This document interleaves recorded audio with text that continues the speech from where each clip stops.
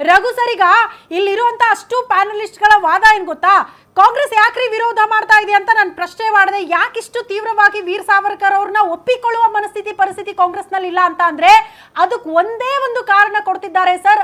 ಹಿಂದೂಗಳನ್ನ ಒಟ್ಟುಗೂಡಿಸಿದ್ರು, ಸಂಘಟನೆಗೊಳಿಸಿದ್ರು ಅನ್ನೋ ಕಾರಣಕ್ಕೆ ಕಾಂಗ್ರೆಸ್ ನಾಯಕರು ಅವ್ರನ್ನ ವಿರೋಧ ಮಾಡ್ತಿದ್ದಾರೆ ಅಂತ. ಅದೊಂದೇ ರೀಸನಾ ಸರ್ ವೀರ್ ಸಾವರ್ಕರ್ ಅವ್ರನ್ನ ವಿರೋಧ ಮಾಡೋದಕ್ಕೆ ಕಾಂಗ್ರೆಸ್? ಮೊದಲೇ ನಾನು ಹೇಳಿದೆ, ಈಗ ನಾವು ನಮ್ಮ ಬಿಜೆಪಿ RSS ಏನೋ ಬೇರೆ ಬೇರೆ ಇದಾಗಿ ಬರ್ತಾರಲ್ಲ, ಏನು ಎಕ್ಸ್ಪರ್ಟ್ಸ್ ಗಳಾಗಿ ವಿಶ್ಲೇಷಕರಾಗಿ ಬರ್ತಕ್ಕಂತ RSS ನ ಪೇಯ್ಡ್ ವರ್ಕರ್ಸ್ ಗಳೇನಿದ್ದಾರೆ ಅವರು ಎಲ್ಲ ವಾಟ್ಸ್ಆಪ್ ಯೂನಿವರ್ಸಿಟಿಯಿಂದ RSS ವಾಟ್ಸ್ಆಪ್ ಯೂನಿವರ್ಸಿಟಿಯಿಂದ ಬಂದಿರತಕ್ಕಂತ ಡೇಟಾ. ಅದು ಯಾವುದು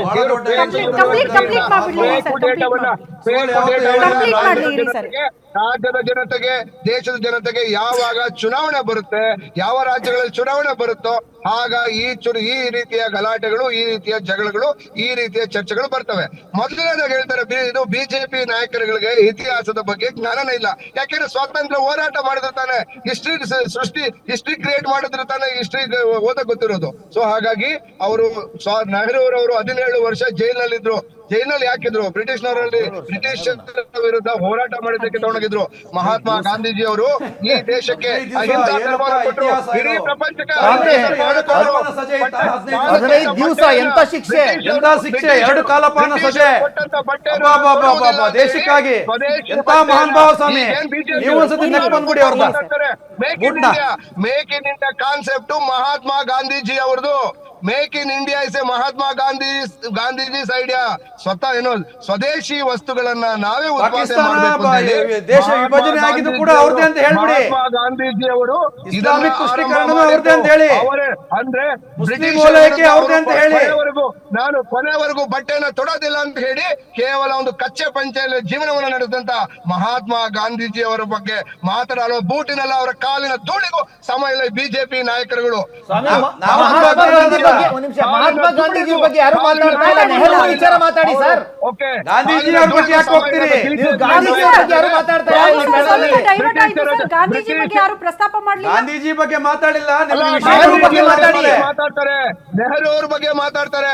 ಯಾಕೆ ಅಂತ ಹೇಳಿದ್ರೆ ಸಿಗ್ಬೇಕು ಅಂತ. ಹೌದು, ಎಸ್ ಹೇಳ್ತೀನಿ. ನೆಹರು ಅವ್ರ ಬಗ್ಗೆ ಯಾಕೆ ಅಂತಂದ್ರೆ ಇವರು ಈ ಪ್ರಪಂಚದಲ್ಲಿ, ಇಡೀ ಪ್ರಪಂಚದಲ್ಲಿ ಮೊದಲನೇ ಬಾರಿಗೆ ತಂತ್ರಜ್ಞಾನವನ್ನ ರೆವಲ್ಯೂಷನ್ ಮಾಡಿ ಮೇಕ್ ಇನ್ ಇಂಡಿಯಾ ಇವಾಗೇನ್ ಪುಂಕ್ತಿದಾರಲ್ಲ ಬಿಜೆಪಿ ಅವರು, ಆರಂಭಿಸಿದೆ ನೆಹರು ಅವರು. ಎಲ್ಲಿ ಮಾಡಿದ್ರು ತಂತ್ರಜ್ಞಾನವನ್ನ ಭಾರತೀಯರಲ್ಲಿ ತಂತ್ರಜ್ಞಾನ ನೆಹರು ದೇಶವನ್ನು ವಿಭಜನೆ ಮಾಡಿದ್ದು ಆರಂಭಿಸಿದ್ದು ಮೇಕ್ ಇನ್ ಇಂಡಿಯಾ. ಅಂಬೇಡ್ಕರ್ ಅವರು ಹೇಳ್ತಾರೆ ಈ ದೇಶವನ್ನು ಧರ್ಮಾಧಾರಿತವಾಗಿ ವಿಭಜನೆ ಮಾಡಿ ಅಂತ. 99% ಇಂಪೋರ್ಟ್ ಮಾಡ್ತಾರೆ. ಇತಿಹಾಸವನ್ನ ಓದುತ್ತಾ ಇದ್ದೀರಾ? ಓಕೆ, ನೀವು ತಿಳ್ಕೊಂಡಂಗೆ ಇತಿಹಾಸವನ್ನ ಹೇಳ್ತಿದ್ದೀರಾ. ಒಂದ್ ಸೆಕೆಂಡ್ ರಘು ಸರ್, ವಾಪಸ್ ಬರ್ತೀನಿ.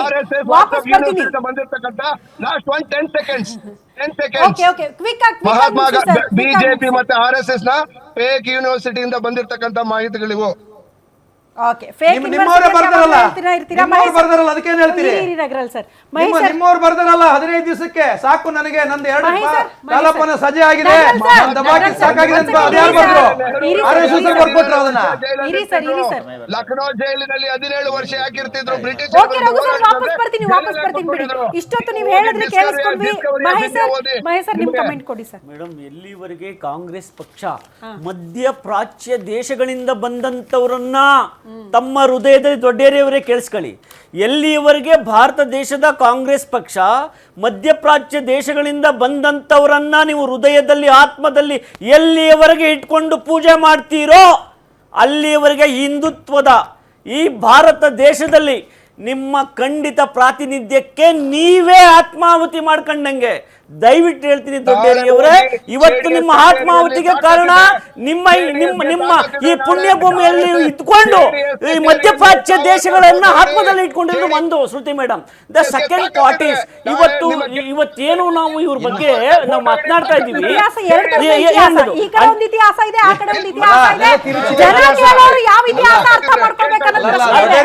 ಈಗ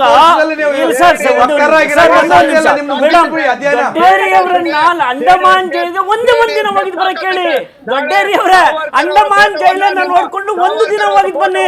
ಮುರಾರ್ಜಿ ದೇಸಾಯಿ ಅಂತ ನಿಮ್ಮ ಮುರಾರ್ಜಿ ದೇಸಾಯಿ ಅಂತವ್ರು ಎದ್ಕೊಂಡು ಹೋಗ್ಲಿಲ್ಲ ಅಂಡಮಾನ್ ಜೈಲ್ಗೆ. ಅದು ನಾನು ಹೋಗೋದಿಲ್ಲ ಅಂತ ಹೇಳಿದ್ರು. ಸರ್ ಒಂದಿನ ಹೋಗಿ ಜೈಲ್ ನೋಡ್ಕೊಂಡ್ ಬನ್ನಿ.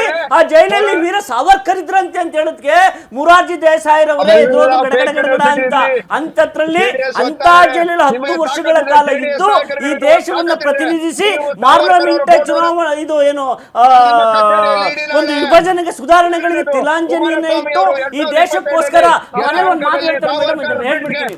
ಇವರು ಅವ್ರು ಸತ್ತಾಗ, ಯಾರು ಈ ಪುಣ್ಯಾತ್ಮ ಸತ್ತಾಗ ಇದೇ ಕಾಂಗ್ರೆಸ್ ಪಕ್ಷ ದೆಹಲಿಯಲ್ಲಾಗ್ಲಿ ಮಹಾರಾಷ್ಟ್ರದಲ್ಲಾಗ್ಲಿ ಮೇಡಮ್ ಗೌರವವನ್ನೇ ಕೊಡ್ಲಿಲ್ಲ. ಯಾರಿಗೆ? ಇಂಥ ಪುಣ್ಯಾತ್ಮ ವೀರ ಸಾವರ್ಕರ್ಗೆ ಗೌರವ ಕೊಡೋದಿರ್ಲಿ, ಅವ್ರನ್ನ ಸತ್ತಾಗಿ ಇವ್ರು ನಡ್ಸ್ಕೊಂಡಂತ ರೀತಿ ಅಂತದ್ದು ಅಂತೇಳಿ ಈ ಸಮಾಜಕ್ಕೆ ಪ್ರಪಂಚಕ್ಕೆ ಗೊತ್ತಿದೆ. ಅವ್ರು ಸತ್ತಾದ್ಮೇಲೆ ಪಾಪ ಅವ್ರು ಸಾಯ್ಬೇಕಾದ್ರೆ ಒಂದು ಮಾತಾಡ್ತಾರೆ, ನಾನು ಆತ್ಮಹತ್ಯೆ ಮಾಡ್ಕೊಳ್ಳೋದಿಲ್ಲ, ಆತ್ಮಾರ್ಪಣೆ ಮಾಡ್ಕೊಳ್ತೀನಿ ಅಂತ ವೀರ ಸಾವರ್ಕರ್ ಅವರು ಒಂದಿಸನಾದ್ರೂ ನಿಮ್ಮ ಜನಪ್ರತಿನಿಧಿಗಳು ಒಂದಿಸ ಹೇಳಿದಾರೆ ಆತ್ಮಾರ್ಪಣೆ ಮಾಡ್ಕೊಳ್ತೀನಿ ಅಂತ? ಆತ್ಮಾಹುತಿಗೂ ಆತ್ಮಾರ್ಪಣಕ್ಕೂ ಅಜಗಜಾಂತರ ವ್ಯತ್ಯಾಸ ಇದೆ. ಇಂದಿರಾ ಗಾಂಧೀಜಿಯವರು ಯಾವ ಉದ್ಧಾರಕ್ಕೋಸ್ಕರ ಇಂದಿರಾ ಗಾಂಧಿ ಅವರಿಗೆ ನೀವು 1971ರಲ್ಲಿ ಈ ದೇಶದ ಅತ್ಯುನ್ನತ ಅವಾರ್ಡ್ ಅನ್ನು ಕೊಡ್ತೀರಾ? ರಾಜೀವ್ ಗಾಂಧಿ ಅವರಿಗೆ ಯಾವ ಅವಾರ್ಡ್ ಅನ್ನು ಕೊಡ್ತೀರಾ? ರಾಜೀವ್ ಗಾಂಧಿ ಅವರ ಸಾಧನೆಗಳೇನು? ಇವತ್ತು ನೀವು ಕೊಟ್ಟಂತ ಸಾಧನೆಗಳಿಗೆ ನೀವೇ ಕೊಟ್ಕೊಂಡ್ರಿ. ನಿಮ್ಮ ನೆಹರೂರವರಿಗೆ ಅವಾರ್ಡು, ಇಂದಿರಾ ಗಾಂಧಿ ಅವರಿಗೆ ಅವಾರ್ಡು, ರಾಜೀವ್ ಗಾಂಧಿ ಅವರಿಗೆ ಅವಾರ್ಡು. ಈಗಲೇ ಸರ್ಕಾರ ಇಲ್ಲ, ನೆಕ್ಸ್ಟ್ ಘೋಷಣೆ ಮಾಡಿ. ಮುಂದಿನ ಈ ಭಾರತ ರತ್ನ ಪ್ರಶಸ್ತಿ ರಾಹುಲ್ ಗಾಂಧಿ ಅವರಿಗೆ 4ನೇ ಬಾರಿಗೆ. ಹಾಗಾದ್ರೆ ಇವ್ರು ನಿಮ್ಮ ಹೋರಾಟಗಳೆಲ್ಲ ಈ ದೇಶದ ಪರವಾಗಿತ್ತು, ಇವರ ಹೋರಾಟಗಳೆಲ್ಲ ಪಾಕಿಸ್ತಾನ ಪರವಾಗಿತ್ತಾ? ಪಾಕಿಸ್ತಾನದ ಅಧಿಕಾರಕ್ಕೋಸ್ಕರ ಹೋರಾಟ ಮಾಡಿದ್ರ ಯಾರು? ವೀರ ಸಾವರ್ಕರ್ ಅವರು ತನ್ನ ಹೆಂಡತಿ ಕಳ್ಕೊಂಡ್ರು, ತನ್ನ ಕುಟುಂಬ ಕಳ್ಕೊಂಡ್ರು, ತನ್ನ ಸ್ನೇಹಿತರನ್ನ ಕಳ್ಕೊಂಡ್ರು. 10 ವರ್ಷಗಳ ಕಾಲ ಅನುಭವಿಸಬಾರದಂತ ಕಷ್ಟ ಕಾರ್ಪಣ್ಯಗಳನ್ನ ಲಂಡನ್ ಎದುರಲ್ಲಿ ಈ ಒಂದು ಅಂಡಮಾನ್ ಜೈಲಲ್ಲಿ ಕಳೆದು ಇವೆಲ್ಲವೂ ನಿಮ್ಗೆ ಕಳ್ಳು ಚುರುಕನ್ನಲ್ವಾ? ಫೈನಲ್ ವರ್ಡ್ ನಗರಲ್ ಸರ್, ಕೊನೆಯದಾಗಿ ಏನ್ ಹೇಳ್ತೀರಿ? ಒಂದ್ ಲೈನ್ ಕ್ವಿಕ್ ಆಗಿ ಮುಗಿಸಿ ಸರ್. ನಾನು ಹೇಳ್ತಿರೋದು ಏನಂದ್ರೆ, ಅವ್ರು ಹೇಳ್ತಾರೆ ಎಲೆಕ್ಷನ್ಗೋಸ್ಕರ ಸಮಯಕ್ಕೆ ಬಂತು, ಸಮಯಕ್ಕೋಸ್ಕರ ಇವ್ರು ಮಾಡ್ತಾ ಇದ್ದಾರೆ. ಅವರು ಕೂಡ ಟಿಪ್ಪು ಜಯಂತಿಯನ್ನು ಸಮಯಕ್ಕೋಸ್ಕರನೇ ಮಾಡಿದ್ರು ಅನಿಸುತ್ತೆ. ಯಾಕಂದ್ರೆ ಅವರು ತುಷ್ಟೀಕರಣ ರಾಜಕಾರಣ ಕಾಂಗ್ರೆಸ್ ಅವ್ರದ್ದು. ಯಾವುದೇ ಕಾರಣಕ್ಕೂ ಸಾವರ್ಕರನ್ನ ವಿರೋಧ ಮಾಡುವಂಥವ್ರು ಈ ದೇಶದ ಪ್ರಜೆಗಳಲ್ಲ ಅಂತಕ್ಕಂಥದ್ದು ನಾನು ಹೇಳ್ತೀನಿ. ಯಾಕಂದ್ರೆ ಒಳ್ಳೆದನ್ನು ಮಾತ್ರ ಹೇಳ್ಬೇಕು, ನಾವು ಕೆಟ್ಟದ್ರ ಬಗ್ಗೆ ನಾವು ಮಾತಾಡಬಾರ್ದು. ಸಾವರ್ಕರ್ ಅವರಿಗೆ ಭಾರತ ರತ್ನ ಪ್ರಶಸ್ತಿ ಕೊಡಬೇಕು, ಕೊಟ್ಟೇ ಕೊಡಬೇಕು. ಕೊಡ್ಲಿಲ್ಲ ಅಂದ್ರೆ RSSಗೆ ಅವಮಾನ ಆಗುತ್ತೆ, ಬಿಜೆಪಿಯವರಿಗೂ ಅವಮಾನ ಆಗುತ್ತೆ, ಈ ದೇಶದ ಹಿಂದೂಗಳಿಗೂ ಕೂಡ ಅವಮಾನವನ್ನು ಎದುರಿಸಬೇಕಾಗುತ್ತೆ. ಕಾಂಗ್ರೆಸ್ ಅವರ ಬಗ್ಗೆ ತಲೆ ಕೆಡಿಸ್ಕೊಳ್ಳೋದು ಬೇಡ. ರಘು ದೊಡ್ಡೇರಿ ಅವರಿಗೆ ಇನ್ನೊಂದು 2-3 ವರ್ಷ ವಕ್ತಾರರು ಕೂಡ ಕಾಂಗ್ರೆಸ್ ಈ ದೇಶದಲ್ಲಿ ಇರಲ್ಲ ಅಂತ ಹೇಳ್ತಾರೆ. ಈ ಕಾಂಗ್ರೆಸ್ ಪಕ್ಷ ಅಂತಕ್ಕಂಥದ್ದನ್ನೇ ಭಾರತದಲ್ಲ. ಈ ಕಾಂಗ್ರೆಸ್ ಪಕ್ಷವನ್ನ ಸ್ಥಾಪನೆ ಮಾಡಿದೆ ಬ್ರಿಟಿಷ್ನವರು. ಈಗ ಹೇಳ್ಬೇಕಾಗುತ್ತೆ, ಈಗ ಗಾಂಧೀಜಿ ಅವರು ಕೊನೆಯ ಉಯಿಲಿನಲ್ಲಿ ಬರೆದೋದ್ರು, ವಿಸರ್ಜನೆ ಮಾಡಿದ್ದೆ, ವಿಸರ್ಜನೆ ಮಾಡಲಿಲ್ಲ. ಎಒ ಹ್ಯೂಮ್ ಸ್ಥಾಪನೆ ಮಾಡಿರ್ತಕ್ಕಂಥ ಒಂದು ಕಾಂಗ್ರೆಸ್ ಪಕ್ಷ ಫಸ್ಟ್ ಥಿಂಗು. ಸೆಕೆಂಡ್ ಥಿಂಗು, ಇವ್ರು ಇಷ್ಟೊಂದು ವಿರೋಧಿಸ್ಲಿಕ್ಕೆ ಕಾರಣ, ಇವರು ಸಾವರ್ಕರ್ ಅವರು ಯಾವಾಗಲೂ ಸಹ ಹಿಂದೂಗಳ ಪರವಾಗಿದ್ರು, ಹಿಂದುತ್ವದ ಪರವಾಗಿದ್ರು. ಮತ್ತೆ ಇನ್ನೊಂದು ಮಾಡ್ತಾರೆ ಮೇಡಮ್, ಒಂದು ಕಾರ್ಯಕ್ರಮ ಶುದ್ಧಿ ಚಳುವಳಿ ಅಂತ ಮಾಡ್ತಾರೆ. ಅಂದ್ರೆ ಯಾವಾಗ 1947ಕ್ಕಿಂತ ಮುಂಚೆನೆ ಮರುಧರ್ಮೀಕರಣ, ಬೇರೆ ಧರ್ಮಕ್ಕೆ ಮತಾಂತರ ಆಗಿರ್ತಕ್ಕಂಥ ವಾಪಸ್ ಕರ್ಕೊಂಡ್ ಬರಬೇಕು ಅಂತ ಹೇಳಿ ಮಾಡ್ತಾರೆ. ಮತ್ತೆ ಅದ್ರ ಜೊತೆಗೆ ಸಹಭೋಜನವನ್ನ ಮಾಡ್ತಾರೆ. ಸೊ ಪತಿತ ಪಾವನ ಸೀತಾರಾಮ ಅಂತ ಹೇಳುವುದು ದೇವಸ್ಥಾನವನ್ನ ಪ್ರಾರಂಭ ಮಾಡಿ, ಆ ದೇವಸ್ಥಾನಕ್ಕೆ ಸ್ವತಃ ಅಂಬೇಡ್ಕರ್ ಅವನ್ನ ಆಹ್ವಾನ ಮಾಡ್ತಾರೆ. ಎಲ್ಲಾ ಜಾತಿಯವರು ಇಲ್ಲಿಗೆ ಬರ್ಬೇಕಂತೇಳಿ. ಅಂಬೇಡ್ಕರ್ ಅವರು ಕಾಲ ನಿಮಿತ್ತ ಕಾರ್ಯ ನಿಮಿತ್ತ ಹೋಗ್ಲಿಕ್ಕಾಗಲ್ಲ, ಆದ್ರೆ ಅಂಬೇಡ್ಕರ್ ಅವರು ಒಂದು ಕಾರ್ಯಕ್ರಮದಲ್ಲಿ ಹೊಗಳುತ್ತಾರೆ ಈ ಕಾರ್ಯವನ್ನ. ಆದ್ರೆ ಅಂತಹ ವ್ಯಕ್ತಿಯ ಪರ ವಿರುದ್ಧವಾಗಿ ಇವರು ಮಾತನಾಡ್ತಾರೆ ಅಂತಂದ್ರೆ ಒಂದೇ ಮೇಡಮ್, ಇವರ ಉದ್ದೇಶ ಒಂದೇ. ಇವರು ಹಿಂದೂಗಳಲ್ಲಿ ಇರ್ತಕ್ಕಂಥ ಒಂದು ಅಸ್ಪೃಶ್ಯತೆ ಆಗಿರ್ಬೋದು, ಜಾತಿ ವ್ಯವಸ್ಥೆ ಆಗಿರ್ಬೋದು, ಇವನ್ನೆಲ್ಲ ಕಿತ್ತಾಕ್ತಕ್ಕಂಥ ಕೆಲಸವನ್ನ ಮಾಡಿದ್ರು ಅನ್ನೋ ಕಾರಣಕ್ಕೋಸ್ಕರ ಇದೆ ಸರ್. ಸಾವರ್ಕರ್ ಅವ್ರಿಗೆ ಕೊಡಕ್ಕೆ ಒಂದು ಅಬ್ಜೆಕ್ಷನ್ ಇದೆ ನನ್ನ ಕಡೆಯಿಂದ ಒಂದು ಅಬ್ಜೆಕ್ಷನ್ ಇದೆ. ಇವ್ರಿಗಿಂತ ಟೆರರ್ ಆಗಿದ್ದವರು ಭಗತ್ ಸಿಂಗ್, ಆಜಾದ್ ಅವರು ಇದ್ದಾರೆ. ಅವರು ಕೊಡದೇನೆ ಇವ್ರಿಗೆ ಪ್ರಾಮುಖ್ಯತೆ ಕೊಡೋದು ತಪ್ಪು. ಹೆಂಗೆ ಗಾಂಧೀಜಿನೇ ಆಗ್ಲಿ, ನೆಹರು ಫ್ಯಾಮಿಲಿನಾಗ್ಲಿ, ಮತ್ತೊಂದಾಗ್ಲಿ ಹೆಂಗೆ ಮೇಲೆ ಕೂರಿಸ್ತಾರೆ ಕಾಂಗ್ರೆಸ್ ಅವರು, ಹಂಗೆ ಇವರು ಕೂಡ ತಾರತಮ್ಯ ಬಿಜೆಪಿ ಅವರು ಮಾಡಬಾರ್ದು. RSS ಕೊಡುಗೆ ಏನು ಅಂತ ಇಲ್ಲಿವರೆಗೂ ಯಾವ ಪುಸ್ತಕದಲ್ಲೂ ಬರ್ದಿಲ್ಲ. ಇಂಡಿಪೆಂಡೆನ್ಸ್ ಅಲ್ಲಿ, ಹಿಸ್ಟ್ರಿ ಬುಕ್ಸ್ ಅಲ್ಲಿ ಇಲ್ಲ, ಸ್ಕೂಲ್ ಬುಕ್ಸ್ ಅಲ್ಲಿ, ಕಾಲೇಜ್ ಬುಕ್ಸ್ ಅಲ್ಲಿ ಇಲ್ಲ. ಯಾಕಿಲ್ಲ? ಏನ್ ಕೊಡುಗೆ ಇದೆ ಸರ್? ಹಿಂದೂ ಮಹಾಸಭಾ ಏನು ಅಲ್ಲ, ಹಿಂದೂ ಮಹಾಸಭಾ ಮುಸ್ಲಿಂ ಮುಖ್ಯಸ್ಥ ಮೋಹನ್ ಭಾಗವತ್ ಅವರು ವೀರ್ ಸಾವರ್ಕರ್ ಅವರಿಗೆ ಭಾರತ ರತ್ನ ಕೊಡಬೇಕು ಅನ್ನುವಂತಹ ವಿಚಾರಗಳನ್ನ ಇಷ್ಟು ವರ್ಷಗಳ ಕಾಲ ಬಿಟ್ಟು ಈಗ ಪ್ರಸ್ತಾಪ ಮಾಡಿದೆ. ಬಿಜೆಪಿ ಮತ್ತು ಕಾಂಗ್ರೆಸ್ ನಡುವೆ ಅತಿ ದೊಡ್ಡ ಹಗ್ಗ ಜಗ್ಗಾಟಕ್ಕೆ, ಸಂಘರ್ಷಕ್ಕೆ ಕಾರಣ ಆಗ್ತಾ ಇದೆ. ಇದು ಎಲ್ಲಿಗೆ ಹೋಗಿ ನಿಲ್ಲುತ್ತೋ ಕಾದ್ ನೋಡ್ಬೇಕು. ಇದಾಗಿತ್ತು ಈ ಹೊತ್ತಿನ ವಿಶೇಷ. ಇದು ಗ್ಯಾರಂಟಿ ನ್ಯೂಸ್, ಸುದ್ದಿ ಖಚಿತ, ನ್ಯಾಯ ನಿಶ್ಚಿತ.